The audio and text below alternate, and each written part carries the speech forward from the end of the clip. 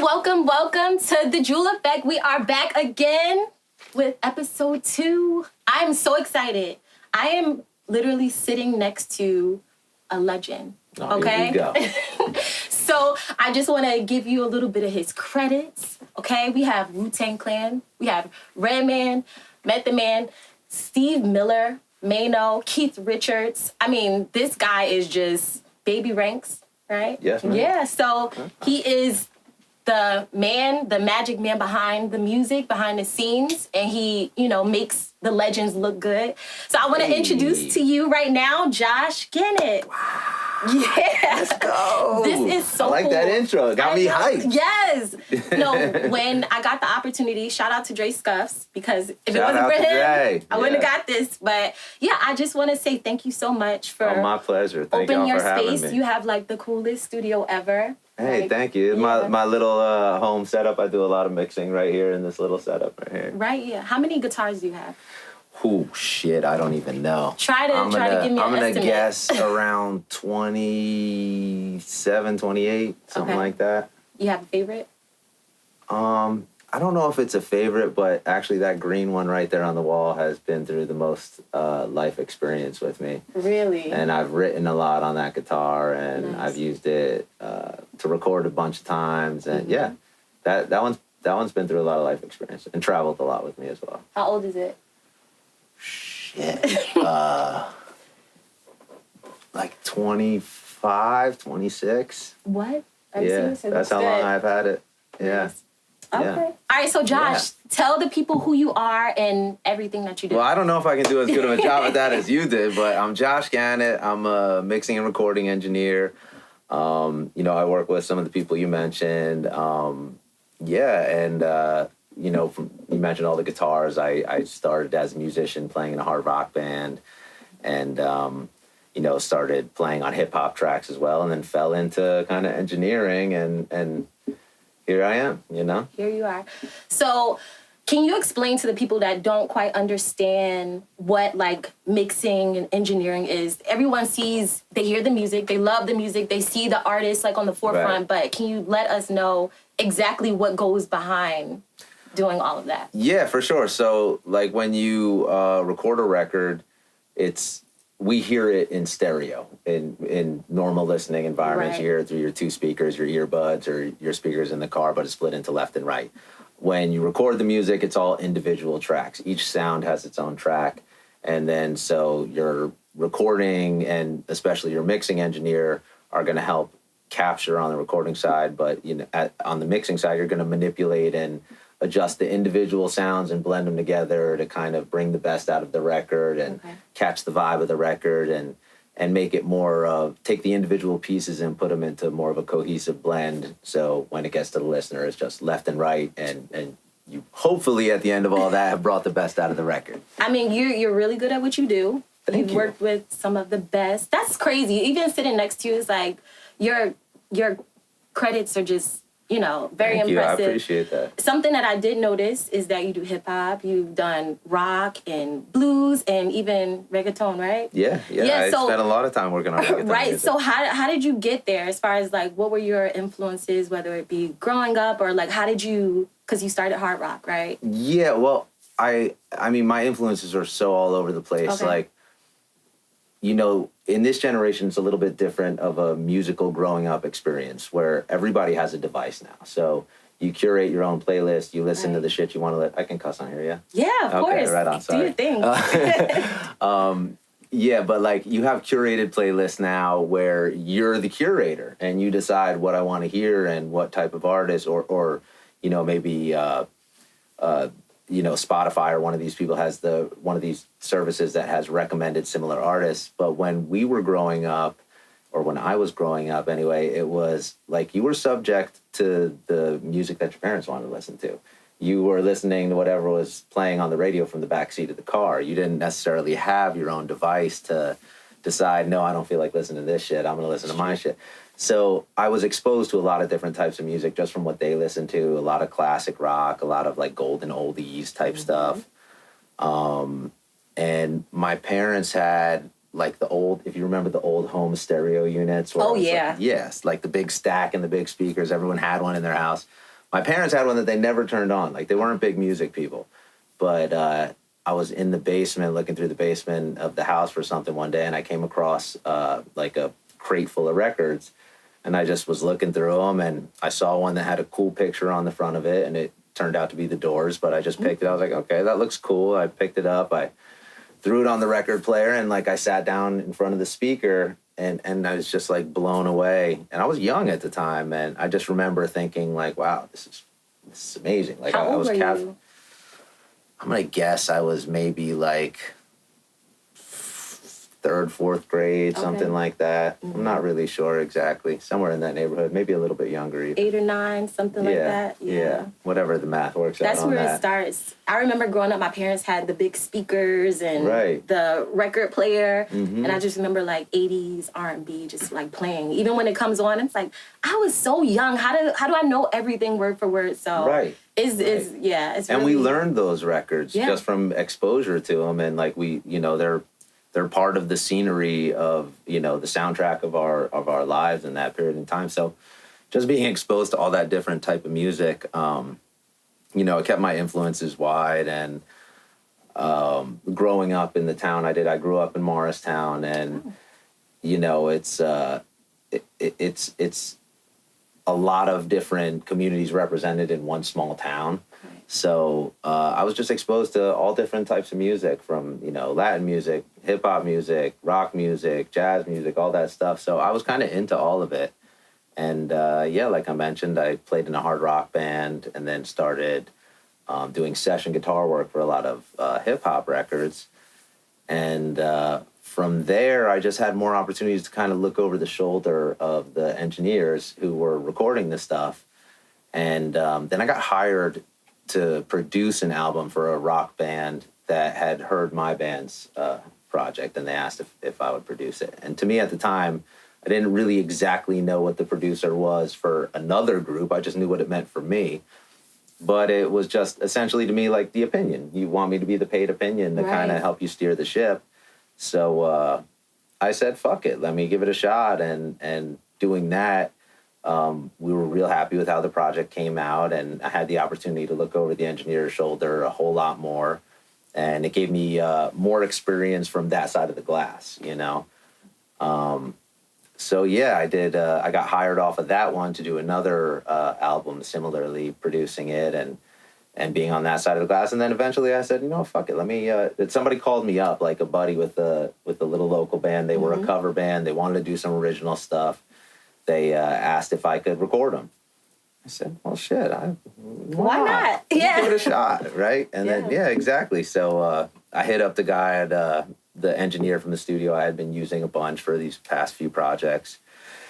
And I just asked him, can I try and actually record this? Do you mind if I use five? He said, no, go ahead. And so when I did it at the end of the project, everyone in the room, especially me, was kind of surprised with how it sounded. Like, wow, this kind of sounds good. And the owner of the studio heard it, and it's like, man, this kind of sounds good. Do you want a job? And then, from there, I just kind of just went all into it and started engineering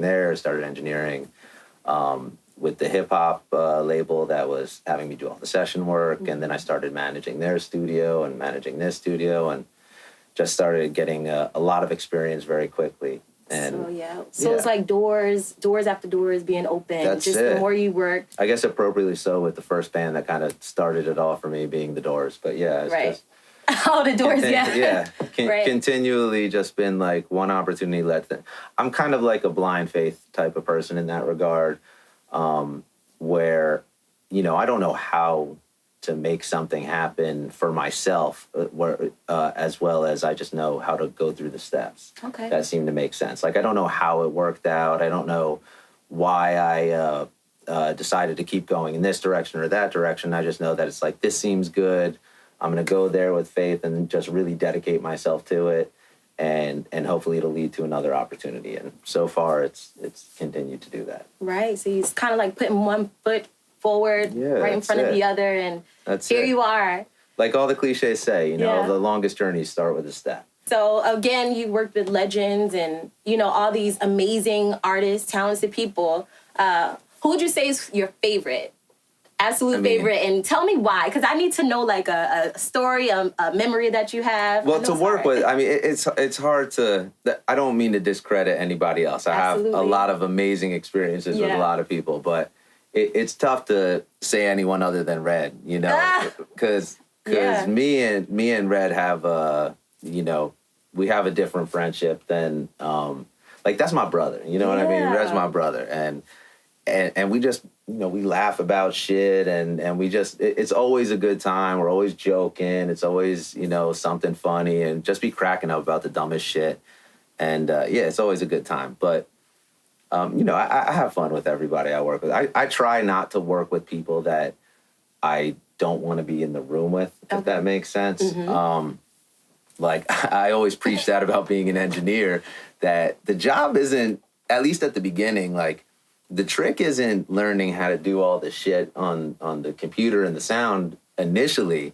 The trick is learning how to get invited back into a fucking room with no windows for 12 hours with somebody and have them think, I want you in this room with me for 12 hours and no goddamn windows when I'm working on my project and my career and my future. Right, it's about how you make them feel. Absolutely. Like, of course you're going to get the work done, but it's a lot of people that can do what you do, but absolutely. It's like, I want Josh. I like the way I feel around him. I like his vibe. So, right. I want what he's adding to the session, what he's bringing to the environment. And, you know, like with that being said, I generally develop some sort of friendship with most of the people that I work with consistently. And, you know, like, it's a good time with everybody. Like, Inspect the Deck, you know, me and him will just bullshit and he has great stories and really knows how to tell a story to bring you in the moment. Like, you're there, you're back in time and on that street, you know, you can smell the air and see the cars driving by type shit. Like, Meth will always keep you laughing. You know, he funny as hell. But yeah, you know, I just enjoy, and most of the people I work with are this way, whereas we just enjoy lightheartedness. I mean, at a certain point when you're a full-grown man and still finding joy in making your career and life off of music, there's something in you, I think, naturally that's looking for like happiness and entertainment and joy in those moments. So all those dudes kind of share that same, you know, characteristic. Okay, yeah, I love that. So I want to like step away from the music just a little bit. Okay. I know that you. Yeah, no problem. It's all good.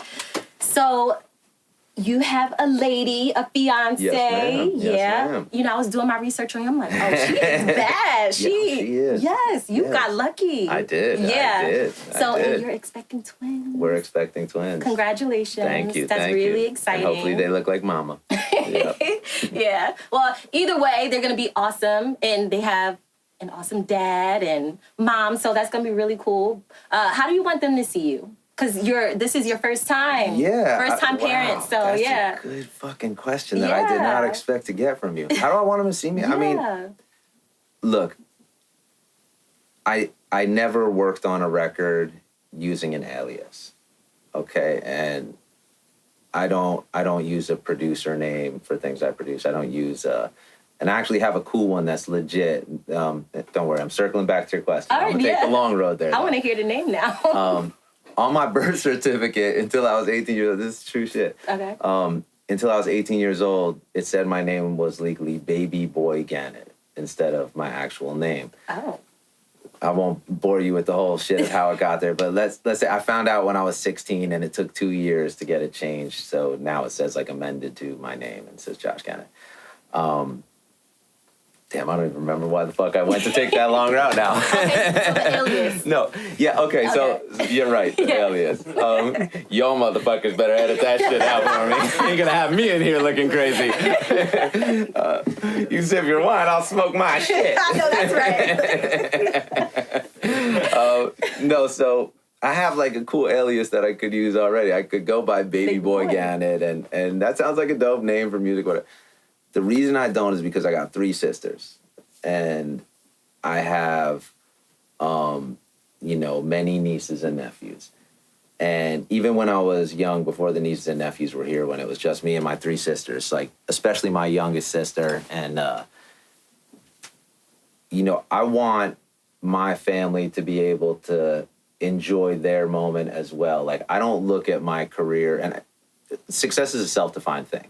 I don't look at success as like, oh, I'm this big shit and I'm going to run off and try and be, Hollywood type bullshit. That's just not my style.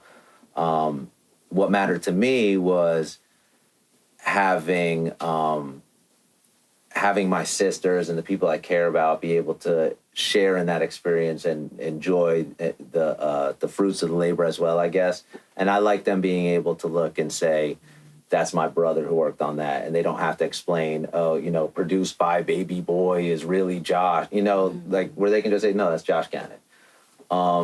So with that said, where I want my kids to see me is just as somebody who worked hard to leave a legacy for them that they could be proud of, and somebody who showed them that you don't have to do things a traditional way. You just have to work your fucking ass off. Like, you don't have to follow anybody else's rules towards the self-defined success that you create. You just have to follow the path. You have to be willing to go through the mud. You have to be, I could use all the cliches, and about getting knocked down and getting back up and all that shit, but it's all true. Is it worth it? Has it been worth it? I mean, was it worth your drive today? Absolutely. Then it was worth it, because it's still doing something that matters enough to other people that it was interesting to have the conversation and to make the effort to come and do this. And what that tells me is that the work itself has been impactful enough to other people where it's like, I wasn't just spinning wheels for myself here to feed my ego and say that, oh, hey, I got to work on X, Y, and Z, that it was something that mattered to somebody. And the same way that Doors record mattered to me, hopefully some of the stuff that I've worked on can be that for somebody else. And even if it's not go down the path of working in music, maybe it's just, I had a shitty fucking day today and I need something to make me smile. And this record right here does that. And I'm going to play it really fucking loud. And I love the way it sounds. And I help bring that to the table. So, yeah, it's worth it. I think we all are granted such a finite amount of time here that, you have to put that energy and that time and all those precious, small, non-infinite resources that we have, you have to invest them in a way that's going to, make you feeling like it was worth it. And if my work can help bring emotion to people or just give them a good time, it doesn't have to be deep and heavy or, drag them out of the pain, although that's great too. I mean, but just being a soundtrack to somebody's life and being a part of that soundtrack is a privilege to me. And to help some of these incredible artists, that I grew up as a huge fan of, to help them create more art to bring forward to other people or, other fans. It's a real privilege in a lot of ways that, you make your sacrifices to get there, but you make your sacrifices for anything. So, circling back to with the kids, it's like, I just want them to know that if they're willing to be hardworking motherfuckers, that they can get it done. That's it. And I hope they look at their father as an example of it. I mean, say if I had parents that, were a part of like historical albums and things like that, I would be like, do you know who my dad is? That's so cool. Even growing up in a house, like I'm like, of course, I'm big on music. I love music. I've always loved music. But to grow up in a house where you have guitars on the wall and you just hear like music that's going to be played on movies and, the radio in your house, you hear it first. That's like amazing. So, yeah. It's like, I even get a kick out of it. Like with my girl, we'll be, she'll be, I'll be working on something right here. Maybe she's watching TV in the other room or something, or watching YouTube in her headphones, I guess, if I'm working. But, she'll hear something I'm playing just over and over and over again. And she's just used to the record and maybe tired of the record. Mm-hmm. And then, a couple weeks later, we'll be watching the show and hear the record on the show. And then, it's, you get to see the excitement and all that shit. So it's like, it's worth it. Yeah. And, I'll say this. You mentioned, like, about having a parent that worked on these legendary things. Like I said, I'm fortunate to have personal friendships and relationships with a lot of the people I work with that I know a lot of their families and kids and shit. And I'll say that's a good example to me of, you know, I'm not a celebrity. I work with some people that are big celebrities and some people that, you know, may become celebrities and things like that. But I myself, it's not like I'm a big celebrity or anything like this. So to have seen the way that some of my friends that are celebrities have raised their kids and the way those kids look at the world, like I have some good examples to follow, let's say.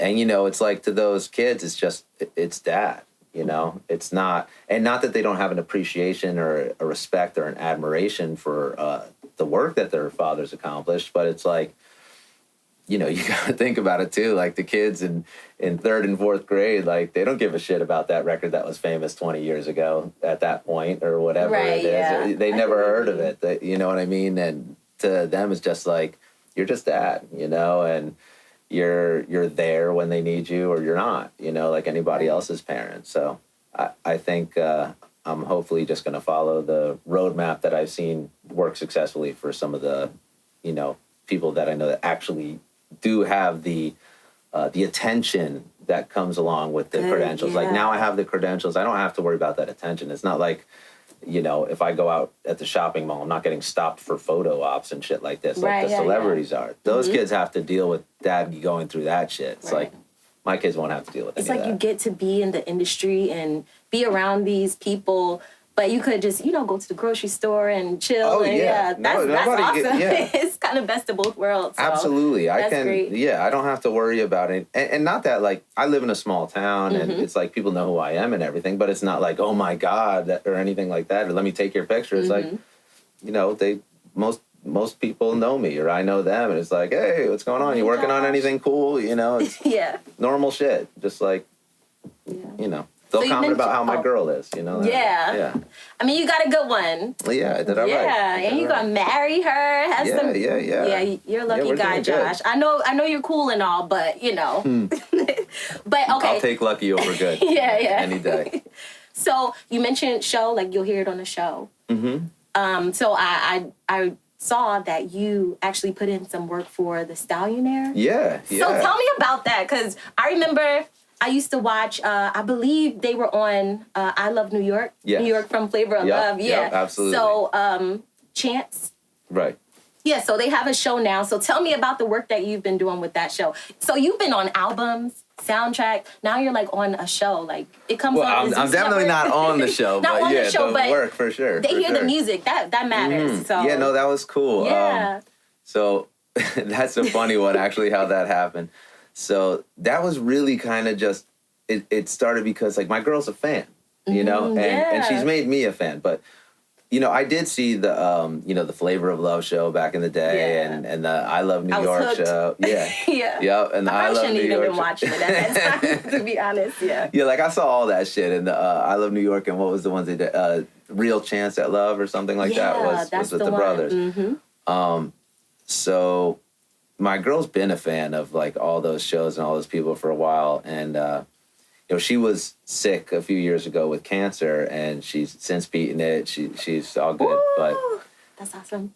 A buddy of mine is somebody who used to date New York, and so he's also an artist in his own respect as well. Okay. So when she was sick, he knew that she was a big fan of New York. So New York actually reached out to her a couple of times and checked in on her. It was so sweet. And so we already had that connection where she's like, now she loves them even more. And then she was a big fan of Chance and Real had passed away from cancer as well. So that connected her even more to that story. And then, so Chance has this new show on Zeus. She wants to get Zeus.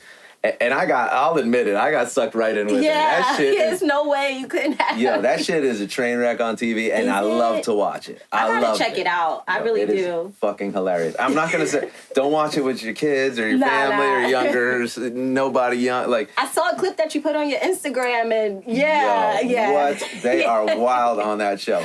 But with that said, we were watching the show, and we were just laughing. It was, they were killing me. Like, I thought it was so funny.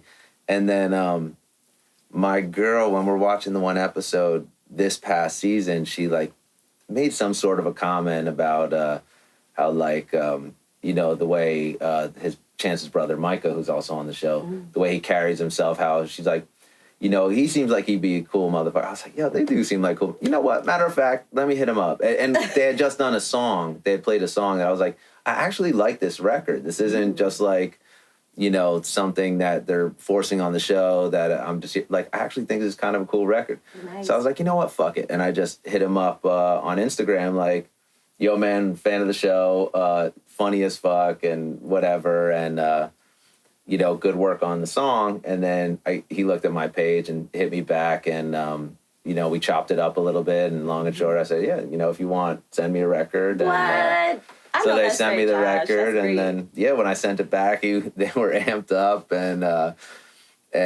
right away he was like, we got to get this on the show. This is I love it. So that's how that happened. But they're real cool dudes. I haven't worked with them in person yet. We just did all that was through the internet.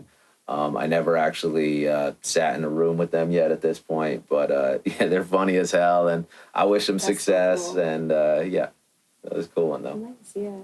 So this is, correct me if I'm wrong, is it true, and if it's not, we're going to cut it out, but is it true that you accept payment through cryptocurrency?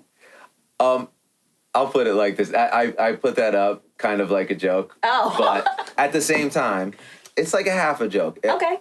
Like, will I accept crypto? You can pay me in anything that's going to get me paid. You know what I mean? I make myself very easy to pay. You can pay me in cash. Mm-hmm. You can pay me with a check. You can hit me with your credit card. You can hit me. Whatever you want to do, I try and make myself easy to pay. I have all the digital pay service. People ask me, PayPal or cash.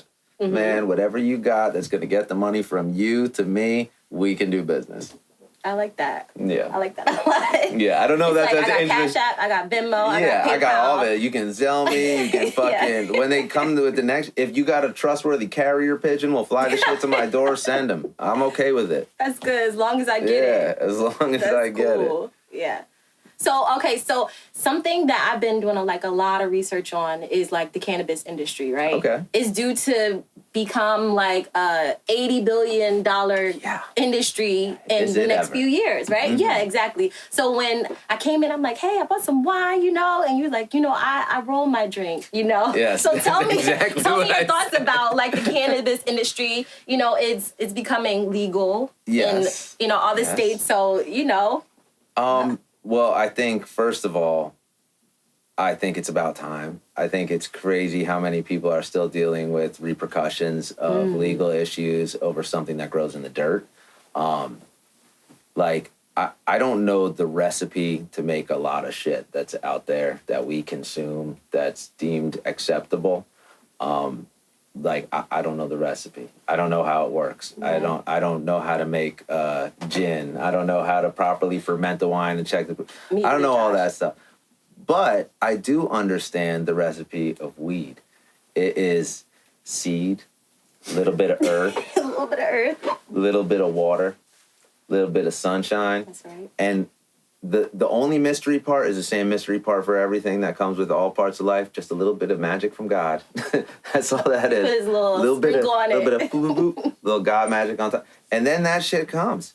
And it grows up, and all you have to do is chop it down, dry it out, light it on fire, and you feel happy and you feel good. I understand all of that. And all I those understand good things. all of that. Yeah. I understand the process. I trust it. I never heard of anybody smoking so much weed where they physically harmed themselves as a result of, not this time of year, brother. Not this time of year. We're gonna have to have him shoot from outside. Open that window. He's done that before, though. We're doing a film. He'll be like outside trying to get the angle. So You get it done. You good? Yeah. We get it done. That's right. No. Would you ever get into the cannabis industry? Like, sure. Yeah? Sure. I've thought about it a lot. It's going to be a lot of money to be made, you know? So I've thought a lot about it. I mean, you know, one of the benefits of being buddies with the stars of How High is right. that there's a lot of people that I've met in that industry. So I've definitely given a lot of consideration to it, and it's probably something that I should push harder towards at this point, especially with new mouths coming into the picture that I have to feed for the next several years. A couple decades, yeah, at least. But yeah, so it's something that I've thought a lot about, but you know, it's still a little bit Wild West in Jersey right now. Right. It's not illegal the way it has been before, but it's not, the regulations aren't all set and in place yet. So, but yeah, it's definitely something coming. I'll think about. It's coming. It's definitely coming. So, and there's dispensaries that are already popping open and shit. And I mean, things are moving forward at the pace that the public wants them to, as opposed to the pace of the legality. But yeah, I'm definitely interested in the industry. It's just about finding the right opportunity, I guess. Absolutely. So I worked at a PR company. So they were, you know, in the process of trying to go from like the educational aspect of like cannabis, because for years it's been demonized. Like, don't smoke weed, it's gateway drug, all of that for years and years. So I've had to do a lot of research while working with that company, and it's coming, and I start to see like different places. Like, I live in South Jersey, so it's a company called Curaleaf, and it's a you know, a place, and so they're just popping up, and it's a real big thing. So it's happening for sure. And look, I mean, everything ain't for everybody. Right. I'm not saying that my ability to smoke and be functional is the same for everybody else, and that everyone should be a smoker. Like, some people can have a couple of beers and you would never be able to tell the difference. Other people are going to have 2 beers and they're going to be stumbling, falling all over the place. You know, it's like to each their own. But for me, it's just, I don't ever worry about not being able to perform at a high level because I smoked a little bit or anything like that. And I'm not worried about, I mean, at this point in my life, I'm not worried about any more gateway, anything. Me to something else. Like, if there was a door, we already hit it and we already walked through those. You know what I mean? But the doors. I feel like this is the theme. I feel like I'm going to have to name this episode something with doors. Yeah, so, How about that? I like that. Yeah. So, Josh, yes. How did you go from mixing and engineering to road managing? Well, I've always had like my hands kind of a little bit in a few different pots at the same time, just out of interest, you know. And I had experience, obviously, with being with my own group, but that was limited as far as you know, any long-term tours or anything like that. But yeah, I started working a bunch of festivals, doing artist relations for a bunch of the bigger festivals like Governor's Ball and Bonnaroo and Afropunk and Rolling Loud and a few others. So I was doing a lot more live stuff. And I guess there was an artist I was working. It was, I'm not really sure the exact timeline of which happened first. A bunch of things happened at similar times. Red just needed a tour manager for one particular thing that he just, you know, because of, like, to be a tour manager, you need to be responsible, you need to pay attention to the details, you need to, you know, whatever. And so he trusted me to do the job. So he offered me that. And I don't remember if that was before or after I had started managing an artist that I'd worked with a bunch of times in the studio, and we just vibed really well. And I saw bigger potential for him that I would always talk to him about for his personal music than what he had going on with it. He was more well known for playing with other artists. So I started managing him, you know, just natural progression, I guess, of the relationship, and just faith in kind of my ability to execute, I guess. And, you know, like everything else, it's like you do it one time and then somebody sees it and, oh, you want to, yeah. So then there was a couple of artists that I've managed for certain amounts of time. Right now, I'm not managing anybody. I've been asked by a couple of people to consider managing again for them. It's a big dedication of time and big responsibility to someone's career. So not that I wouldn't, it just needs to be like the ideal situation that I feel like I can really help them maximize their potential, and that I'm not like, if you're managing, you don't want to just be along for somebody else's ride. You want to be feel like you're in a position to help them, be a little bit of gasoline to their fire. It's a big responsibility. Yeah. You want to be the gasoline to that fire, and so it has to be the right situation for that. But yeah. Cool. So what's up with? I saw the collection of the statues. Yeah. You know what I'm talking about? What's the name for it? Let me see. That's the Concrete Jungle. Yes. Yeah. What's up with that? Dope. Yeah, I saw you promoting those. There's a few of them in box over there. Oh, they're heading. yeah. Pull those out for y'all. So those are Redman. Well, the ones that are here now, we got Sean Price over there, Method Man 1, and Inspector Deck. So this guy, Nice. this guy, Concrete Jungle, they do these sculptures. They're like unbelievable, incredible sculptures, and they have like interchangeable parts, different arms sometimes, some of the statues, different heads that you can swap out, all magnetic and stuff. But yeah, he makes deals with artists, and the guy's like a true fan of both hip hop and the toy industry and the collectibles industries. So like everything he does is it's all genuine and authentic though, and I think it really shows in the work that it's like coming from a true fan.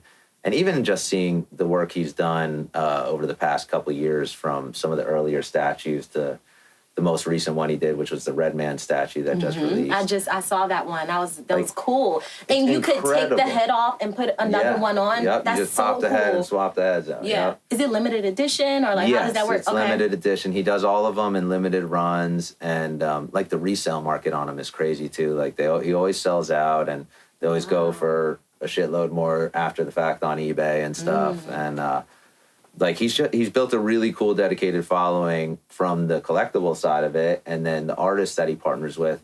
Again, like I said, it's all people that he's a genuine fan of. Like he has a lot more requests than time. Let's say that. And this worked out great because he's a fan of this stuff naturally, and we were already connected through some of the other people he had done some work for, and so helped him link with Red on that because it was something he really wanted to do, and he showed us an idea that looked fucking cool. And, and then so Doc took a look at it and put his little touches on it, and some back and forth, and later they came out with something that looked like what you saw in the pictures, which I think so dope. It's incredible. And like I saw the actual prototype in the flesh, so even the pictures don't fully do it justice. It's like the attention to detail is incredible. Yeah, it's so cool. Yeah, like you can see stitching on fucking jeans. They're and stuff jeans? on his Are you statues serious? and stuff. They're not actual fabric. Yeah. Like when you look at some of the ones that have like leather gloves and stuff, you can see like the little stitching. On the glove. Wow. Every detail. It's so crazy. Yeah. That's cool. Yeah. Yeah.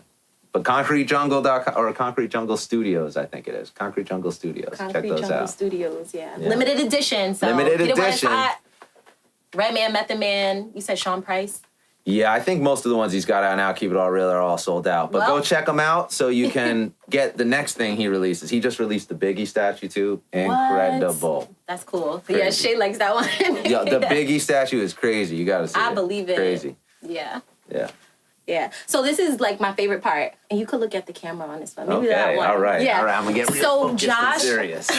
I ask everyone, I'm Jalen Jewell, so I always ask all these amazing people that I come in contact with to drop a jewel to your fans, because you got fans, Josh. I know you do. You know, you're the people that admire you, people that look up to you, your future children. You know, drop a jewel for them so they have something, to look at.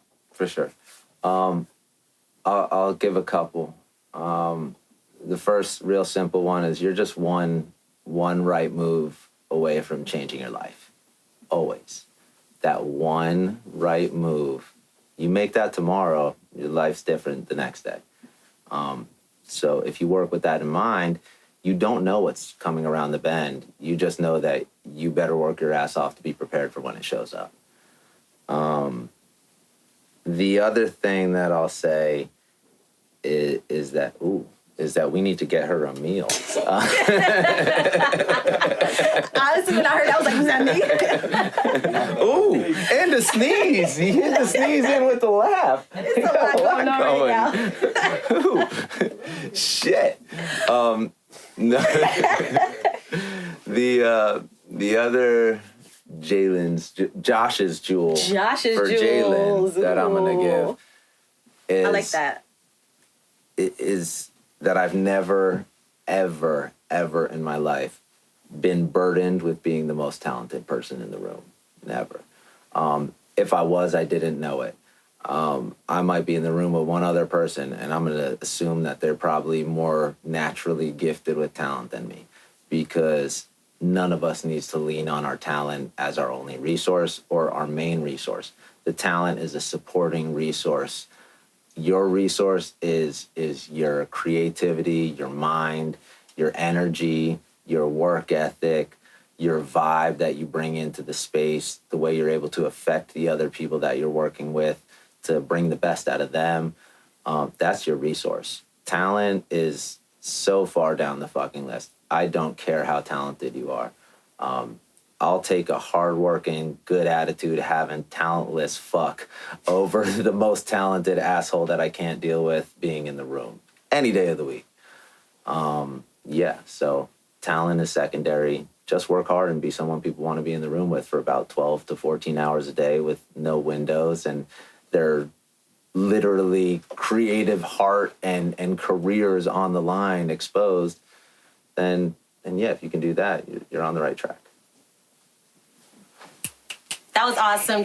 Josh's jewels. How are you going to steal my thing? That was just Josh's one jewel for Jalen. No, he doesn't have jewels, just one. Just the one. It was two, Josh. But that was amazing. Thank you. I just want to thank you so much. Oh, it's my pleasure. Just for welcoming us just here, taking the time out. This means so much to me. This means so much to us. And you're awesome. Your energy is awesome. And I can see why you've been in these rooms. I appreciate it. So I'm glad that you have taken those steps and opened those doors in order to get where you are. Or, we might have never gotten connected, but I'm so appreciative.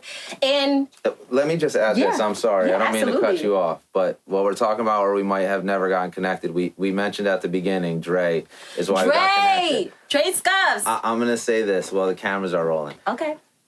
The reason I know this dude, and this is so important for any artist that might be watching, or really anybody, I guess, is your presentation is key.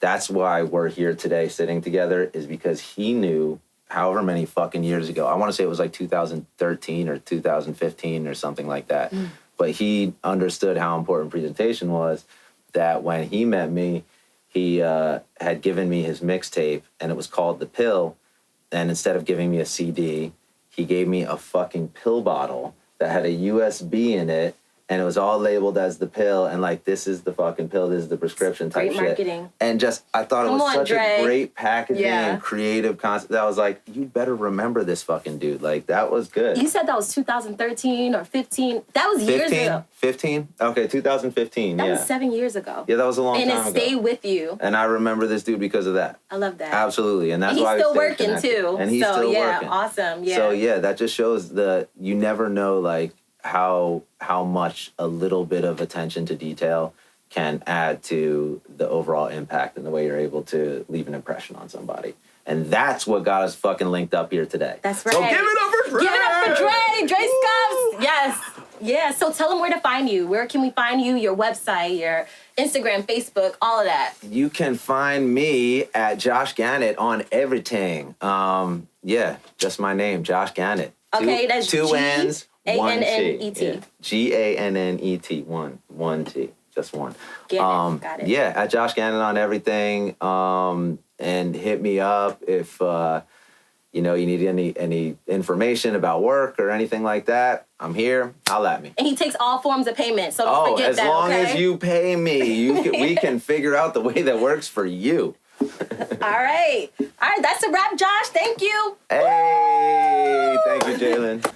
What's good? This is your boy Josh Gannet. Catch me on The Jewel Effect, episode 2 with Jalen Jewel giving out her jewels. Hey! Let's go!